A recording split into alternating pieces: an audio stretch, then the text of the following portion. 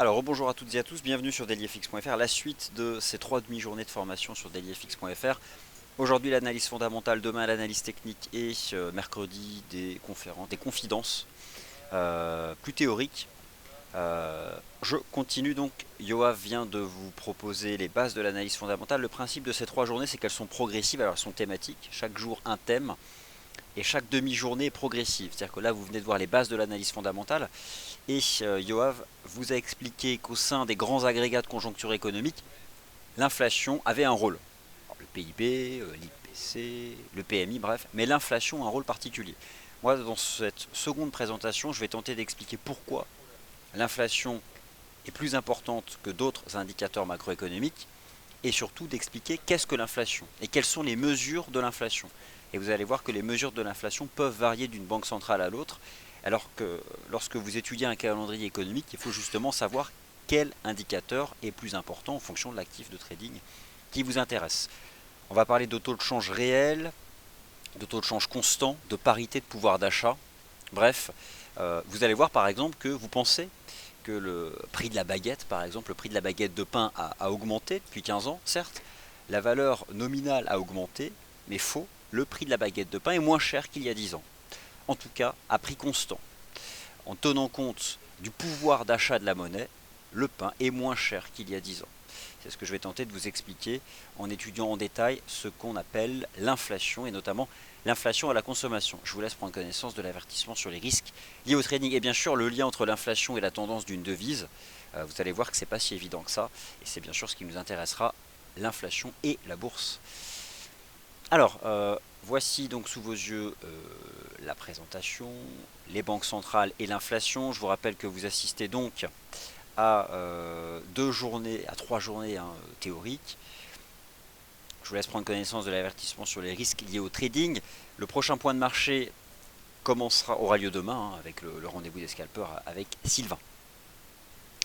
Alors, les banques centrales et l'inflation.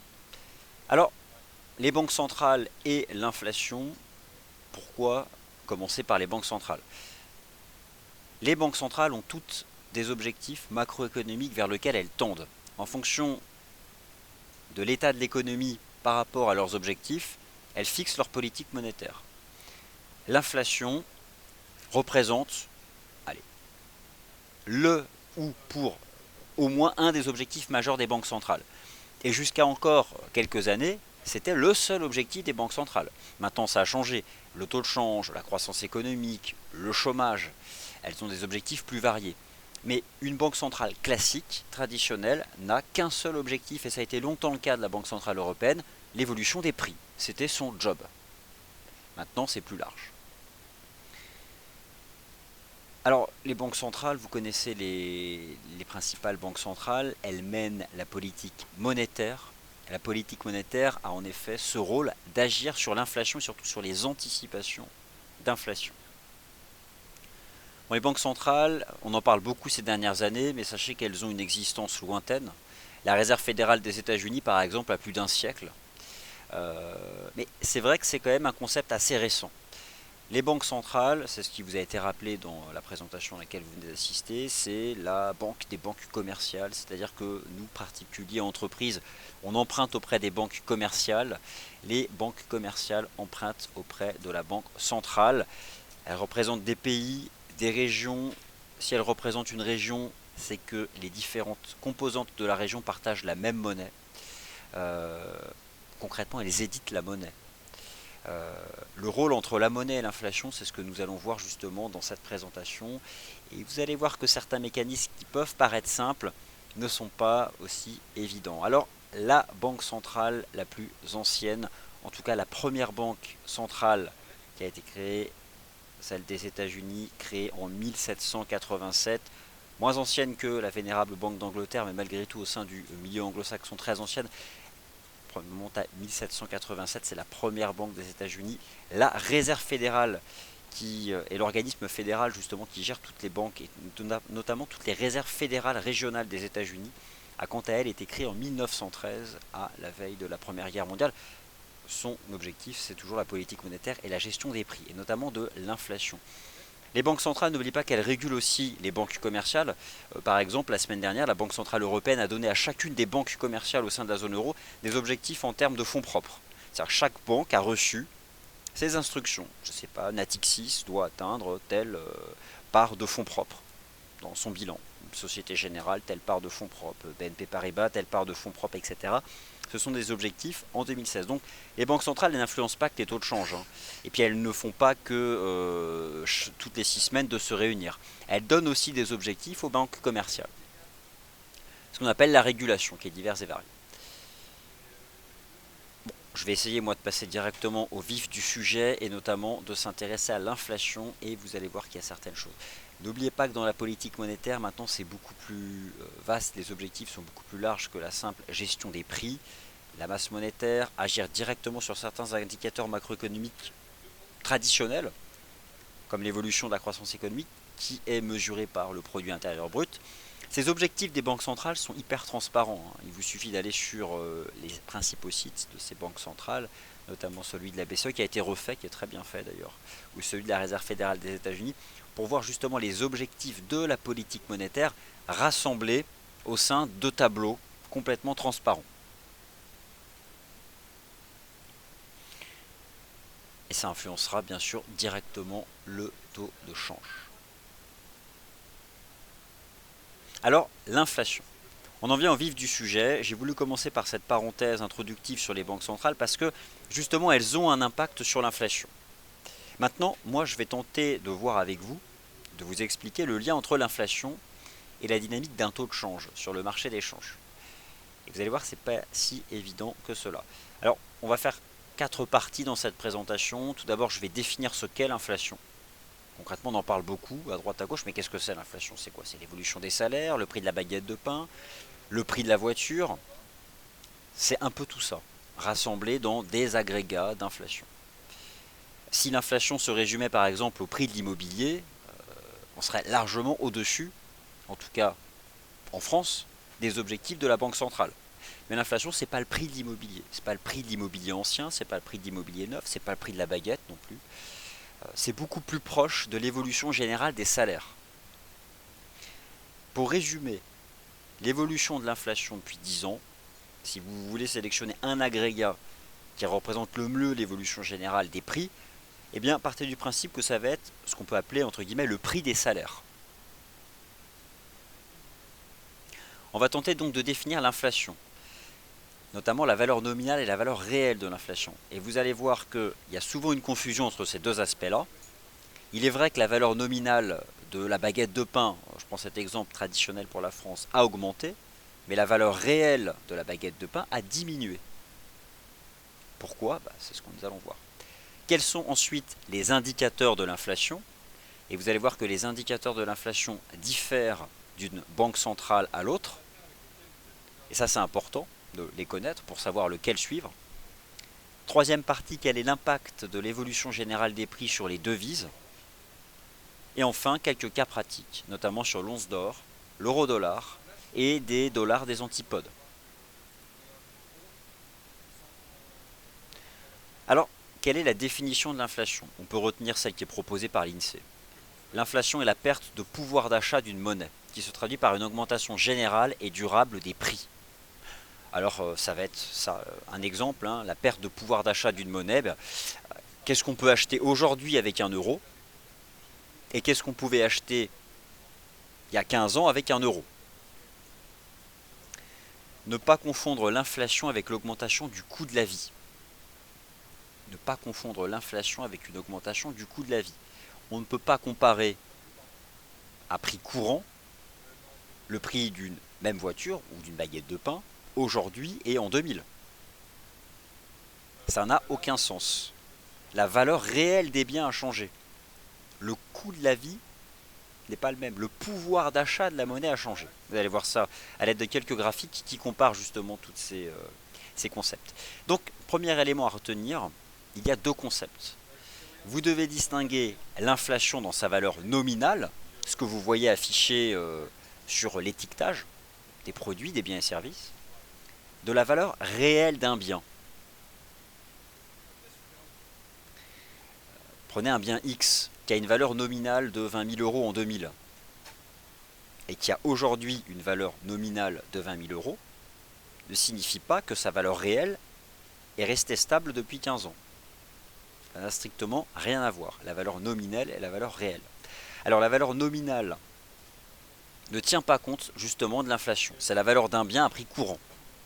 La valeur réelle d'un bien ou service, ou la valeur constante, à prix constant, corrige justement le bien en question de la perte de pouvoir d'achat de la monnaie.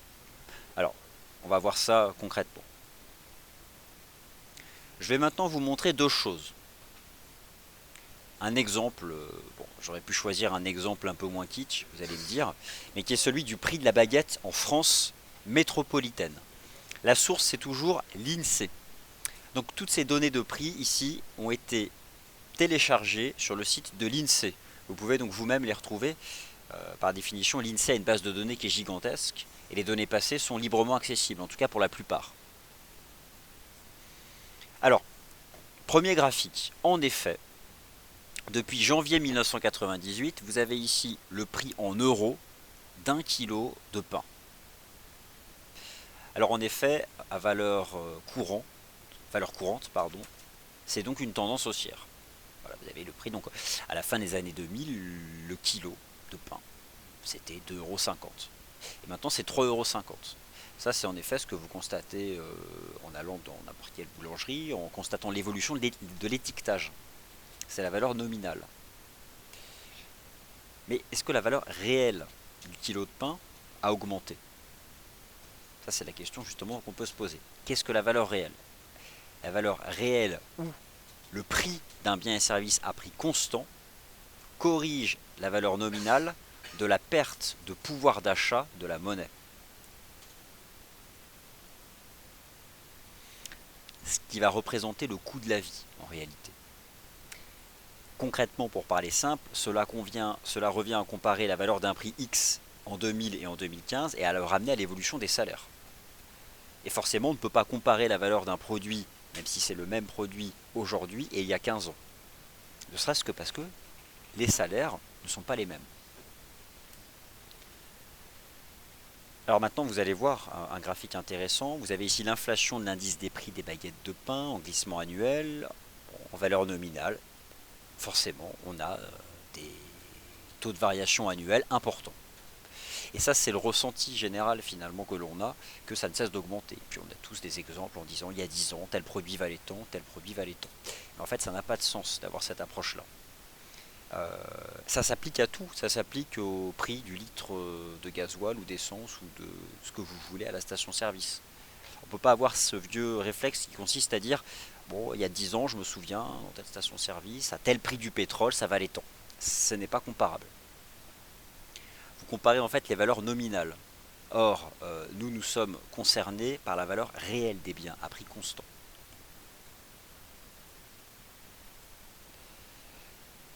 Alors maintenant, je vais vous montrer un autre graphique, et cette fois-ci qui est plus intéressant. N'oubliez pas donc la distinction lorsqu'on parle d'inflation, donc l'évolution générale des prix. Souvenez-vous la définition qui a été proposée par l'INSEE, qui vient du site de l'INSEE. Je vais vous la remontrer. Je ne l'ai pas inventée, cette définition. Voilà ce que dit en l'état l'INSEE. L'inflation est la perte de pouvoir d'achat d'une monnaie. Cela se traduit par l'augmentation générale et durable des prix. Retenez ça. L'inflation, c'est l'augmentation générale des prix. Si un prix augmente, forcément, votre pièce de monnaie, elle perd du pouvoir d'achat.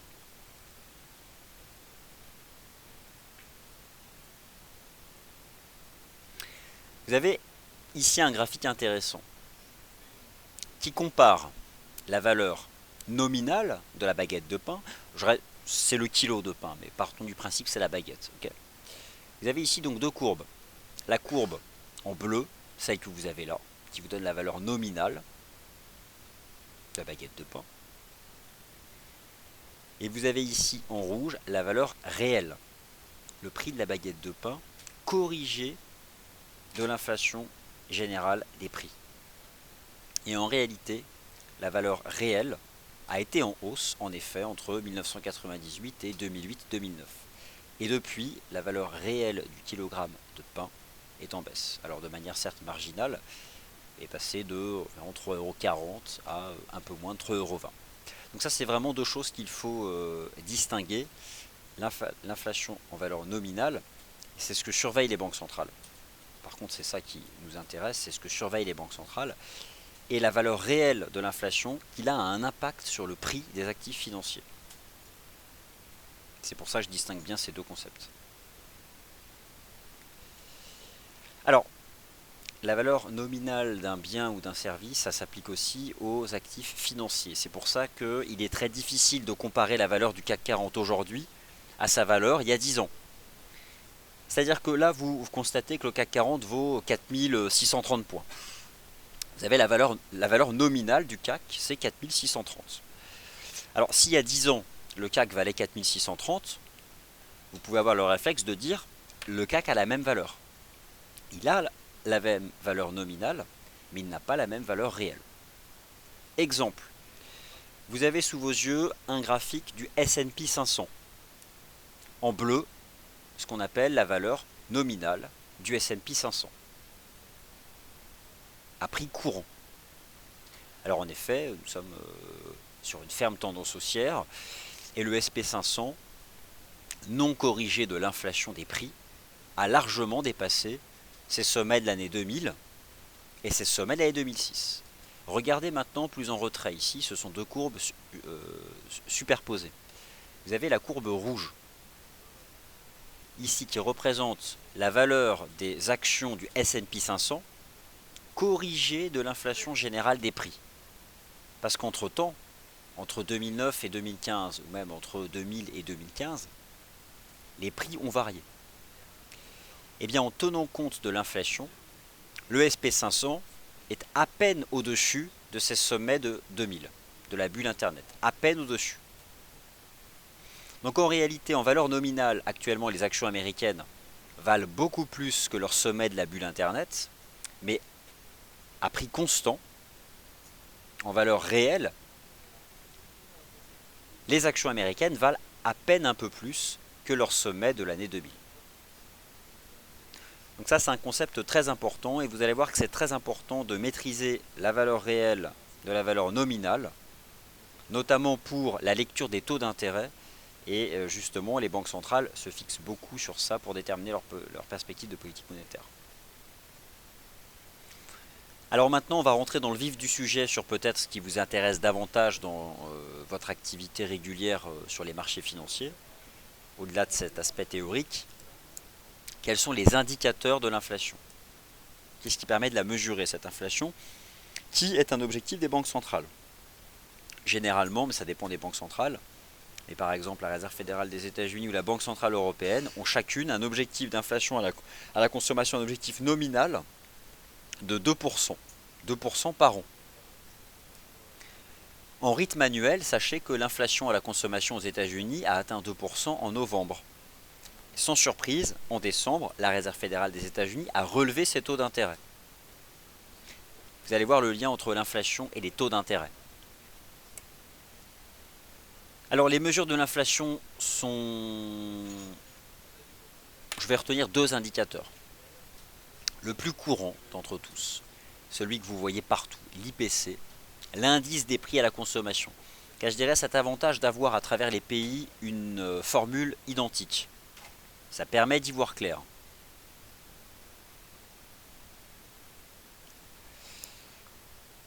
Le produit intérieur brut, c'est plus un indicateur de croissance économique, mais dans le produit intérieur brut, on intègre l'évolution des prix. Forcément. Pourquoi? L'évolution des prix des biens et services se retrouve dans le chiffre d'affaires des entreprises. Dans les salaires donc. Donc dans la consommation, dans la croissance économique. Il existe un autre indicateur d'inflation, par exemple aux États-Unis, qui est lui basé sur les dépenses de consommation des ménages, l'indice PCE. Alors il y a d'autres indicateurs d'inflation, l'indice des prix de production, l'indice des prix à la production, l'indice des prix à l'importation et aux exportations. Il y a tout un tas d'indicateurs, mais le marché se concentre sur quoi? Celui-ci, l'indice des prix à la consommation, c'est clairement celui-ci sur lequel vous devez vous concentrer. C'est celui-ci qui en priorité influencera les décisions des banques centrales.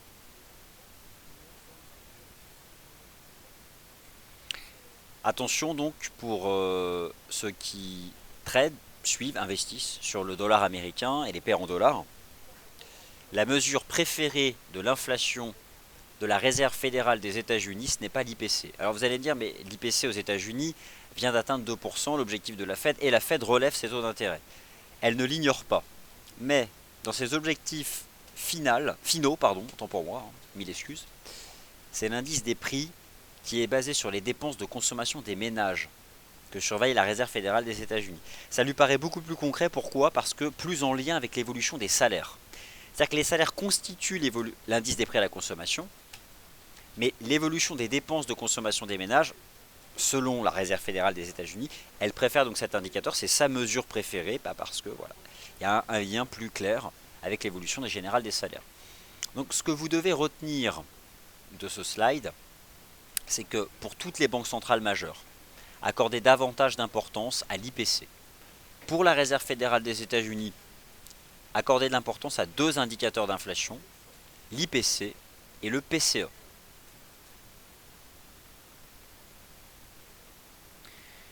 On va revenir un peu sur un peu plus de théorie, et notamment la théorie de la parité de pouvoir d'achat. Ce que je vais tenter maintenant de faire, je vous ai parlé des banques centrales, de leurs objectifs.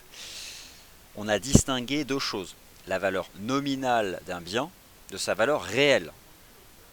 La valeur réelle d'un bien, c'est sa valeur nominale déflatée de l'inflation, corrigée de l'inflation, de l'évolution générale des prix.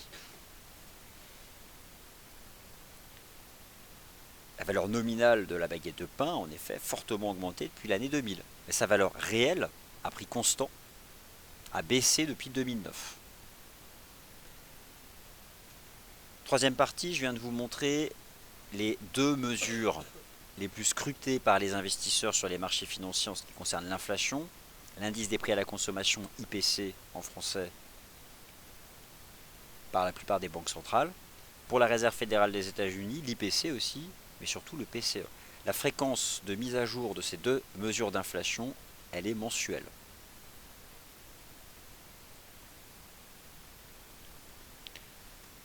Alors maintenant, quel est l'impact de l'inflation sur les devises et comment ça fonctionne concrètement de A à Z et de manière structurée?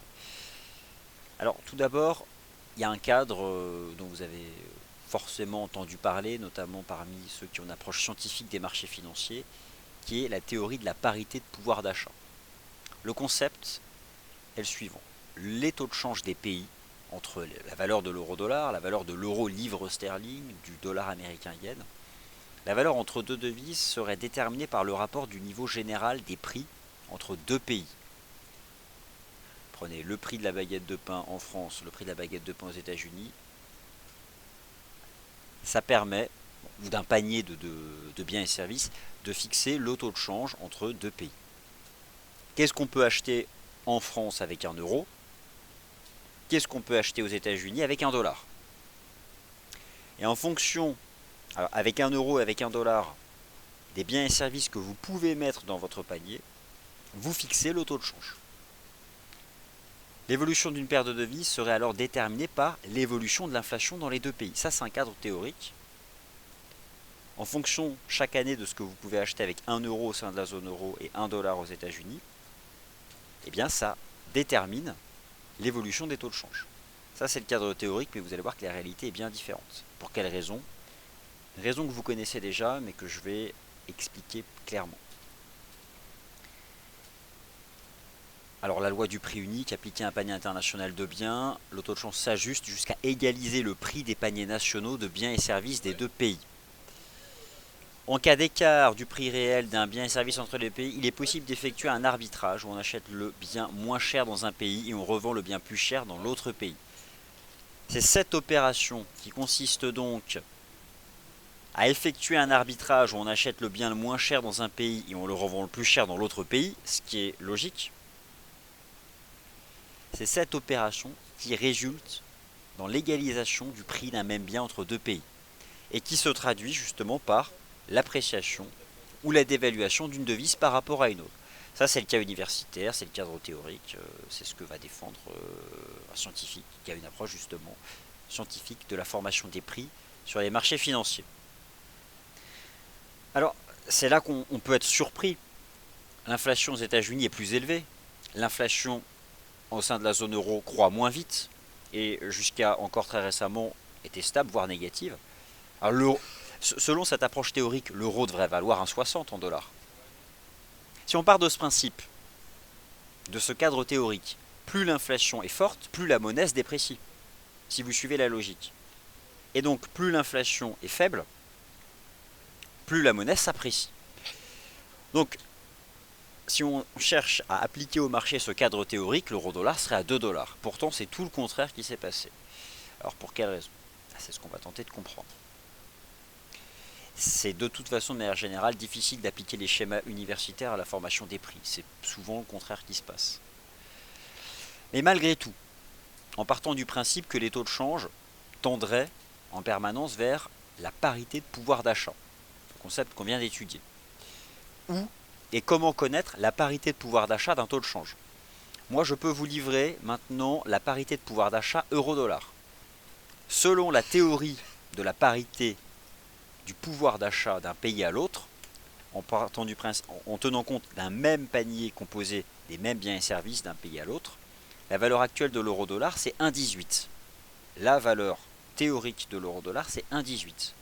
Pour tenir compte actuellement de ce qu'on peut acheter au sein de la zone euro avec 1 euro et de ce qu'on peut acheter actuellement aux États-Unis avec 1 dollar. C'est 1,18. Pourtant, on est tombé à 1,05 cette année. On s'en est pas éloigné. D'ailleurs, actuellement, à court terme, l'euro-dollar remonte vers son taux de change à parité de pouvoir d'achat avec le dollar US. La parité de pouvoir d'achat n'est pas la parité. La parité, c'est 1 euro égale 1 dollar. La parité de pouvoir d'achat, c'est qu'est-ce que je peux acheter au sein de la zone euro avec 1 euro et ce que je peux acheter aux États-Unis avec 1 dollar. Ce qui donne ensuite le taux de change courant. Mais la réalité est différente. En tout cas, si vous vous intéressez, si vous recherchez la valeur à parité de pouvoir d'achat des taux de change, il y a un indicateur qui a été créé que le Big Mac Index. Alors rassurez-vous, ce n'est pas la valeur d'un Big Mac au sein de la zone euro et aux États-Unis, c'est son titre pour que ça parle au plus grand monde, parce qu'on a là un produit qui est vendu dans le monde entier. Alors il s'appelle pour Big Mac Index parce que justement c'est un produit qui a un prix dans tous les pays, même en Chine on peut acheter un Big Mac. Ça permet de faire des comparaisons, sauf que le Big Mac Index est composé de produits et services que l'on retrouve, il n'y en a pas qu'un seul, dans tous les pays. Ce qui permet de faire des comparaisons. Qu'est-ce qu'on peut acheter en Chine avec un yuan renminbi? Qu'est-ce qu'on peut acheter au sein de la zone euro avec 1 euro? Et qu'est-ce qu'on peut acheter aux États-Unis avec 1 dollar? Mais en tenant compte de biens et services que l'on trouve, et les mêmes, dans tous les pays. Sinon, on ne peut pas faire de comparaison.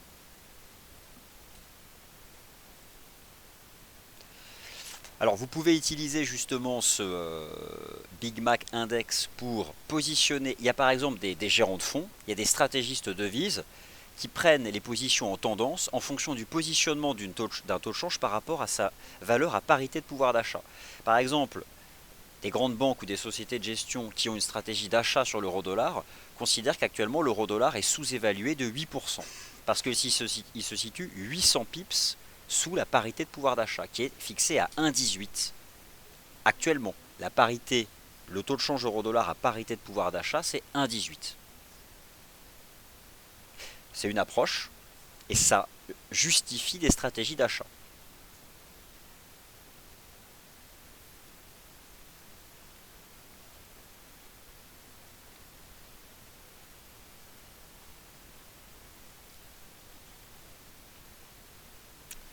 Alors, on va faire une synthèse et puis on va continuer la suite de la présentation. Rappelez-vous d'une chose, l'évolution d'une devise est clairement influencée par l'évolution générale des prix. Vous avez deux indicateurs qui servent à mesurer l'inflation, vous les retrouvez sur le calendrier économique sur dailyfx.fr, puis naturellement, l'indice des prix à la consommation et l'indice des prix basé sur les dépenses de consommation des ménages, mais ça qui est propre aux États-Unis, qui est proposé par le département du commerce. Le cadre théorique universitaire de fixation des taux de change, c'est la théorie de la parité de pouvoir d'achat. Qu'est-ce qu'on peut acheter en Chine avec un yuan? Qu'est-ce qu'on peut acheter aux États-Unis avec un dollar? Qu'est-ce qu'on peut acheter au sein de la zone euro avec un euro? En se basant sur la théorie de la parité des pouvoirs d'achat. Vous êtes d'accord avec moi pour dire que la hausse du niveau général des prix, donc la hausse de l'inflation, devrait donc entraîner une dépréciation de la devise. C'est la logique de ce modèle. Au contraire, la baisse du niveau général des prix, ou déflation, devrait entraîner, vous l'avez dit, l'appréciation de la devise.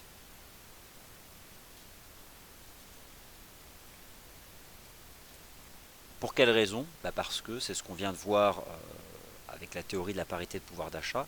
L'accélération de l'inflation fait perdre du pouvoir d'achat à la monnaie. L'inflation négative, la baisse des prix, fait gagner du pouvoir d'achat avec la monnaie. Si les prix montent avec 1 euro, au fur et à mesure du temps, vous pouvez acheter de moins en moins de biens et services. Si les prix baissent, avec 1 euro, vous pouvez acheter au contraire de plus en plus de biens et services. C'est ça qu'on appelle le pouvoir d'achat de la monnaie, qui est donc très différente de sa valeur nominale. 1 euro reste 1 euro. Mais qu'est-ce qu'on peut acheter avec 1 euro? Et pourtant, la réalité est presque contraire.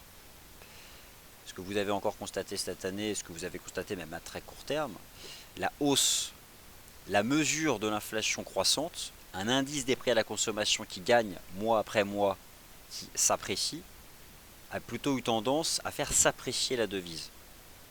Et au contraire, des pays en déflation ou en inflation quasi nulle, ou proche de zéro, ont vu leur devise se déprécier, mettant complètement en déroute la théorie de la parité des pouvoirs d'achat. Alors pour quelle raison? Pour quelle raison l'euro-dollar s'est tant éloigné de sa valeur théorique face au dollar US? Peut-être parce que justement la théorie c'est pas la réalité. Mais vous allez voir, il y a une explication plus concrète. Alors que se passe-t-il dans la réalité? Et c'est pourquoi dans cette présentation j'ai tenu à faire le lien entre l'inflation et les banques centrales. La raison provient justement des banques centrales. Alors, en réalité, une devise a tendance à s'apprécier dans le cas d'une hausse de l'inflation. Et une devise a tendance à se déprécier dans le cas d'une baisse de l'inflation. Simplement, prenez le Canada. Chute du prix du pétrole cette année de 30%, le dollar canadien a chuté. Il s'est passé donc tout le contraire du cadre théorique. Mais pourquoi? Pour quelle raison? C'est la question qu'on se pose.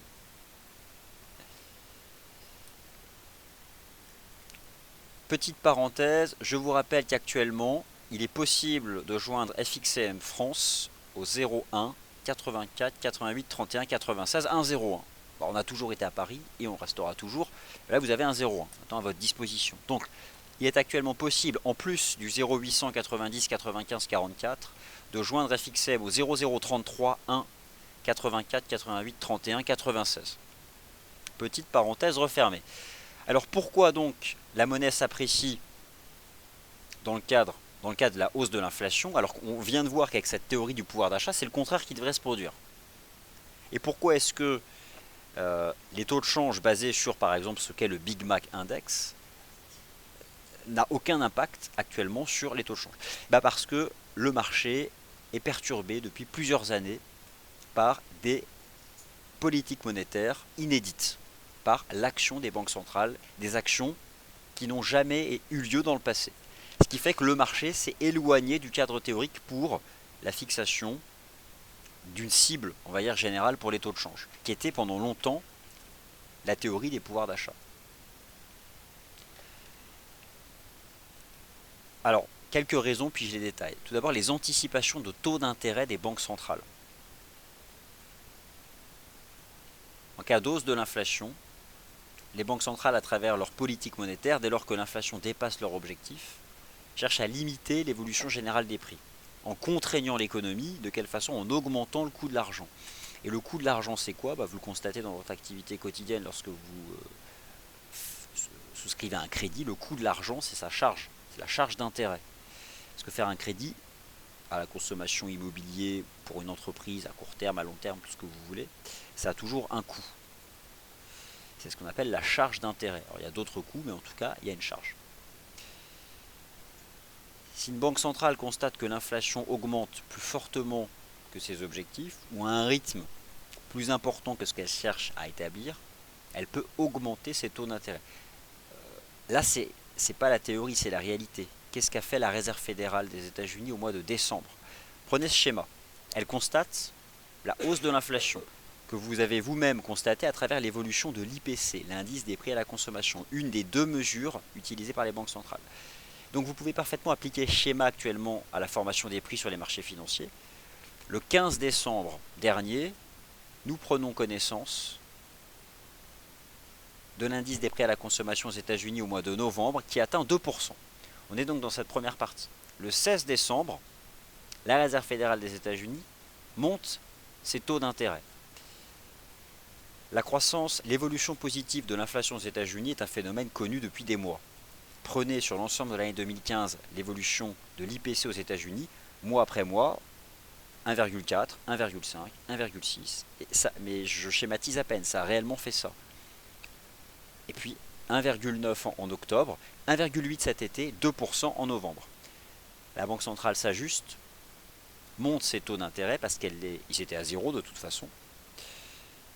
Elle commence à envisager, non pas de stopper l'accélération de l'inflation, parce que bon, les États-Unis retrouvent enfin un cadre d'expansion des prix, mais elle commence à relever ses taux d'intérêt pour les mettre justement en phase avec ce nouveau rythme d'évolution générale des prix. Ce qui a soutenu la tendance haussière du dollar américain tout au long de l'année 2015. Le dollar américain est en hausse en 2015. Si vous faites un premier bilan des performances des marchés en 2015, le dollar US est en hausse. Dans le cas contraire, un pays qui serait soumis à une baisse du niveau général des prix. La Banque centrale cherchera à baisser ses taux d'intérêt en rendant l'argent moins cher pour stimuler les agents économiques dans leur volonté d'investir. En fait, concrètement, des taux d'intérêt qui baissent, ça rend viable certains projets qui ne l'étaient pas. Certains projets sont viables avec une charge d'intérêt de 4 ou 5%, mais pour d'autres, il faut baisser la charge d'intérêt. Raisonnons à notre niveau. Vous avez un projet immobilier. Vous avez un salaire qui tombe, et la banque vous dit que le taux du crédit immobilier à 20 ans, c'est 5%. Vous faites vos petits calculs, 5%, ça rentre pas dans votre... Vous ne pouvez pas faire face chaque mois à la charge d'intérêt. Mais si le taux d'intérêt du crédit immobilier à 20 ans, du jour au lendemain, passe de 5 à 2%, vous êtes dans vos cordes. Vous pouvez vous nourrir, faire des cadeaux, financer les études de vos enfants et faire face à la charge d'intérêt parce qu'elle a été divisée par 2. Voilà un impact concret d'un taux d'intérêt qui baisse. Vous faites votre crédit immobilier et il y a tous les effets positifs sur l'économie qui s'en suivent. Pour schématiser à notre niveau, c'est à peu près ça l'action des banques centrales. Impact baissier sur la devise.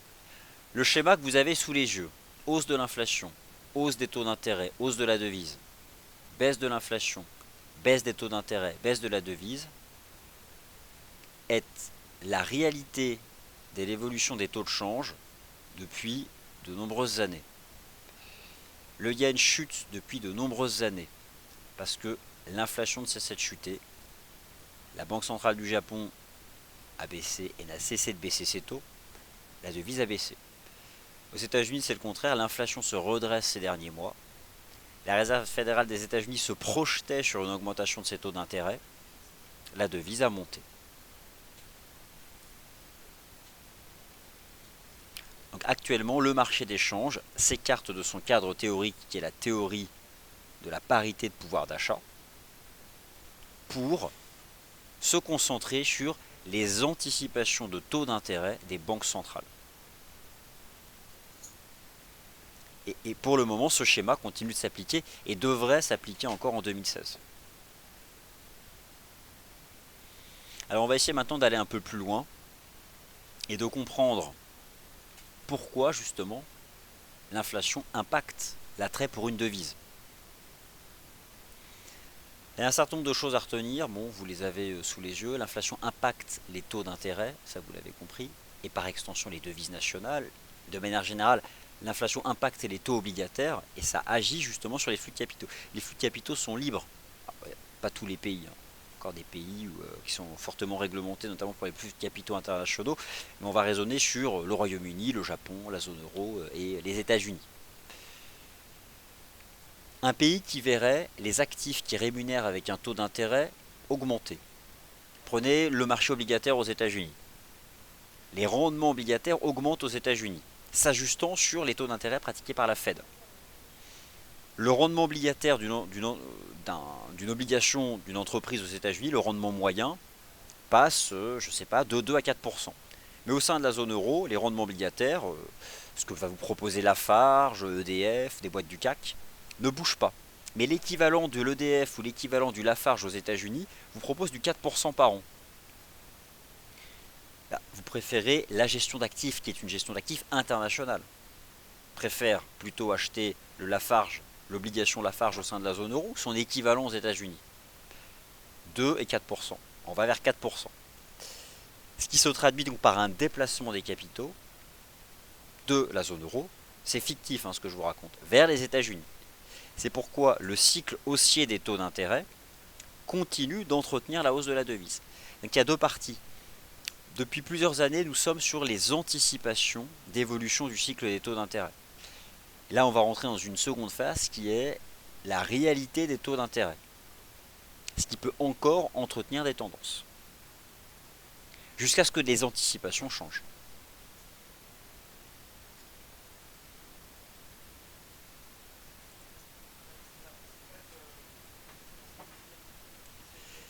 Alors j'ai manqué un slide, je vais vous montrer ça en détail. Donc ce que vous devez retenir, je prends en exemple les taux d'intérêt obligataires. Pourquoi? Parce que c'est la classe d'actifs qui rémunère avec un taux d'intérêt connu à l'avance. C'est-à-dire que lorsque vous souscrivez, j'imagine que parmi vous, vous avez déjà souscrit à des obligations d'entreprise. Ce sont le réseau des banques commerciales qui vous propose ça parfois. Une boîte du CAC 40 propose parfois, ouvre un peu aux particuliers ces souscriptions obligataires. Vous souscrivez à une obligation, vous signez un contrat, l'entreprise doit, à une certaine échéance, rendre votre capital, mais d'ici l'échéance, chaque année, vous rémunérez un taux d'intérêt qui est contractuel. C'est ça la force des obligations. Malheureusement, il n'y en a pas beaucoup. Et les obligations d'entreprise, si vous mettez 3 semaines à aller dans votre banque pour souscrire, il n'y a plus de place. Le marché de la dette, c'est le marché le plus important du monde. Il écrase le marché action. Alors forcément, lorsque les taux d'intérêt qui rémunèrent le marché de la dette changent, attendez-vous à des déplacements de capitaux d'une zone monétaire à l'autre, et donc un impact sur l'évolution des taux de change. Des capitaux qui quittent la zone euro pour aller vers les États-Unis font baisser l'euro-dollar. Pour raisonner simplement. Rappelez-vous donc qu'il existe une corrélation positive entre l'évolution de l'inflation et les taux obligataires. Lorsque l'inflation monte, les investisseurs anticipent un relèvement des taux d'intérêt de la Banque centrale, ce qui entraîne une hausse des taux obligataires. Ce qui, dans un second temps, entraîne un déplacement des capitaux pour profiter de ces taux obligataires plus intéressants dans la zone dollar que dans la zone euro. Et c'est tout l'enjeu de l'année 2016. Est-ce que la Réserve fédérale des États-Unis a donné le point de départ d'un vrai cycle haussier de ces taux d'intérêt qui pourrait faire que fin 2016, il y a un écart de taux énorme? Vous allez préférer investir sur le marché obligataire de la zone euro qui rapportera 2%, ou celui des États-Unis qui en rapportera peut-être 2 fois plus? Ce n'est pas le cas encore. Mais c'est quelque chose sur lequel les investisseurs peuvent se projeter.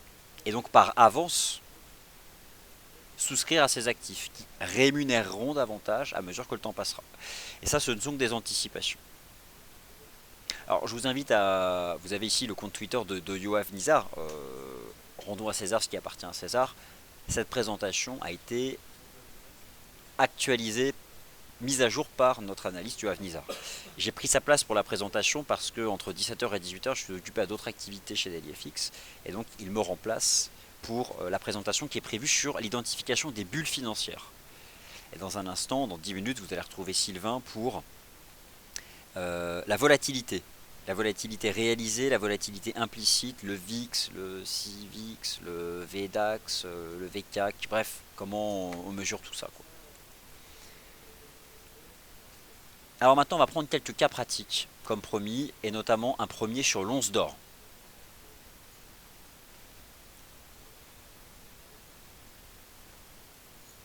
Les investisseurs achètent l'once d'or pour se protéger contre l'inflation, contre la perte de pouvoir d'achat d'une monnaie.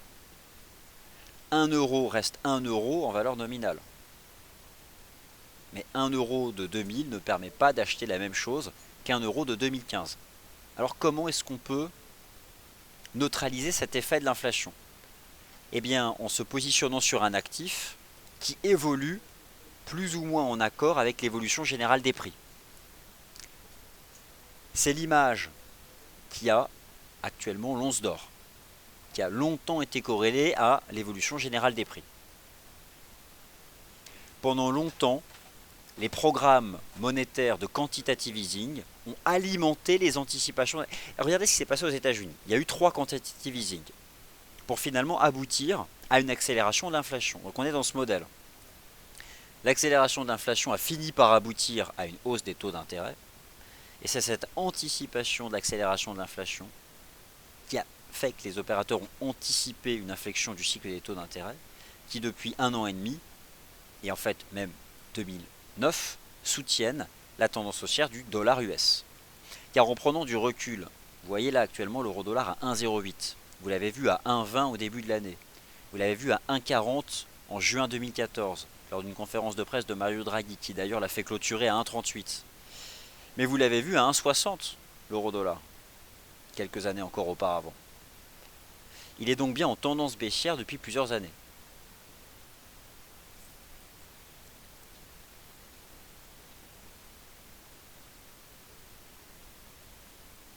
Constatez que la hausse de l'once d'or s'est terminée peu après l'éclatement de la crise financière, qui a, elle, eu un impact baissier sur l'évolution générale des prix.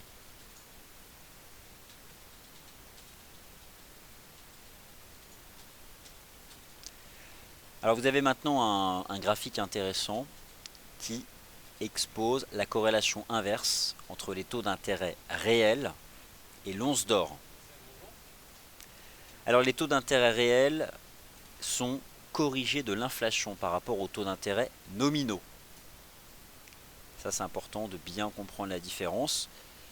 Un actif, on va parler concrètement. La différence entre un taux d'intérêt réel et un taux d'intérêt nominal. Vous souscrivez à une obligation qui a une échéance, j'invente, qui a une échéance d'1 an, avec un coupon de 4%. D'accord?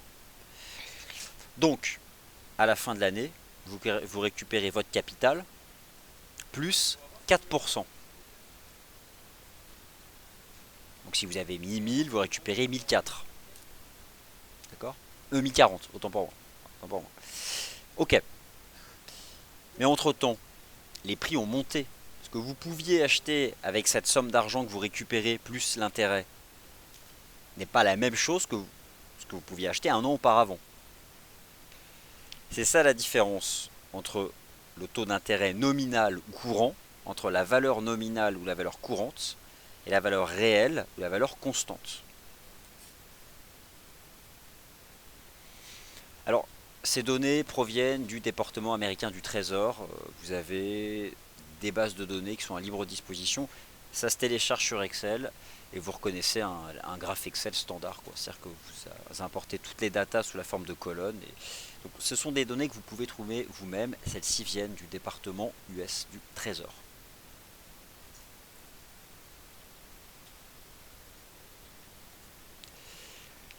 Voilà, donc ainsi s'achève cette présentation sur le rôle de l'inflation des banques centrales sur l'évolution des taux de change majeurs. Alors, il y a un certain nombre de questions, je vais aller voir dedans vos questions tout de suite. Je vois que vous avez été globalement attentifs. Alors, je vous rappelle que pendant 3 jours, le matin, on a les points de marché habituels et l'après-midi, 3 journées thématiques. Aujourd'hui, c'est l'analyse fondamentale. De temps en temps, revenir un peu à des choses théoriques, c'est important. Donc voilà, bonjour Vincent. Savos chez DailyFX. De rien pour les conférences.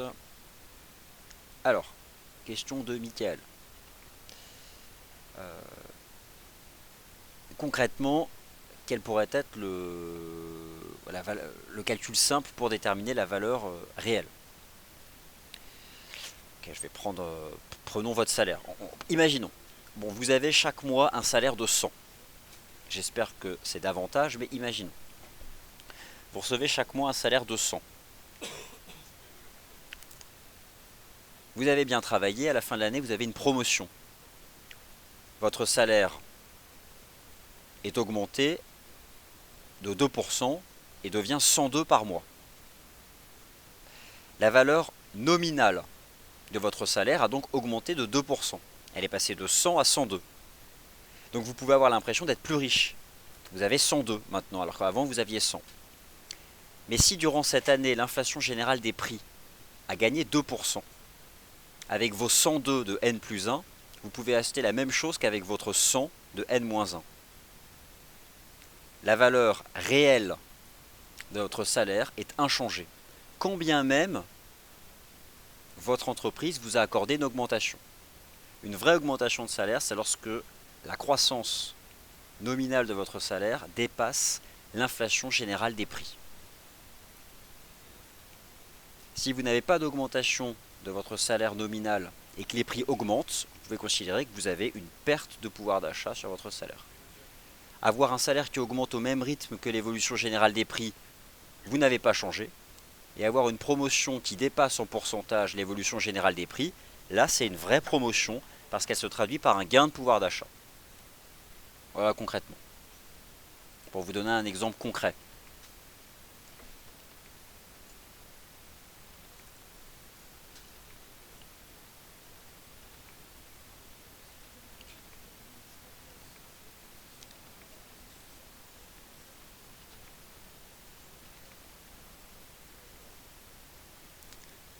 Alors, écoutez, voilà, je pense avoir répondu à toutes les questions. Il est 15h57.